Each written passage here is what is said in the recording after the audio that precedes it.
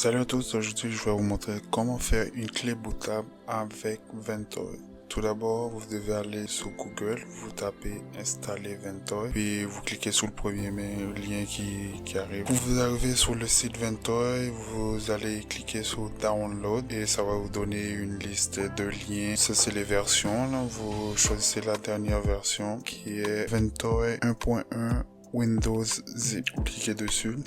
Ça va vous envoyer sur notre lien, vous cliquez sur Download Last Version et vous attendez 5 secondes, puis le téléchargement se lance. Dès que c'est fini, vous ouvrez le dossier, puis ça va vous mettre le fichier zip. Mais avant tout, il faut extraire le fichier zip. Pour extraire le fichier zip, vous faites clic droit, extraire tout, et ça va vous l'extraire dans un autre dossier supplémentaire. Puis à partir de là, vous pouvez entrer dans le dossier et ouvrir le logiciel. Vous avez juste à cliquer sur Ventoy to Disk NX. Vous cliquez sur le logiciel et ça va vous ouvrir l'application pour faire la clé bootable, le logiciel. Dès que ça part, vous arrivez à cette interface, l'interface du logiciel.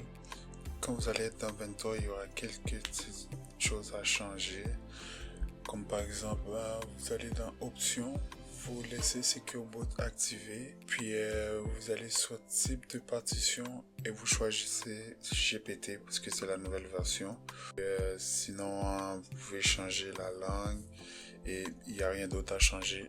Et vous avez juste à chercher votre clé dans la liste, la clé que vous voulez configurer pour faire la clé bootable. La clé que vous allez choisir, il va être formaté à 0, fait que il faut être sûr que vous n'allez pas utiliser la clé pour autre chose, parce que la clé il va arrêter à 0. Fait que dès que vous choisissez votre clé et vous cliquez sur installation, puis ça part, ça prend jusqu'à 1 minute environ. Puis dès que c'est fini, votre clé bootable est prêt, vous avez juste à déposer l'ISO dans la clé, n'importe quel, ce qui est bon avec Ventoy. Vous pouvez mettre autant de ISO que vous voulez. Dès que vous avez l'espace, vous mettez l'ISO, puis quand vous allez démarrer sur la clé, puis ça vous donnera l'ISO que vous voulez.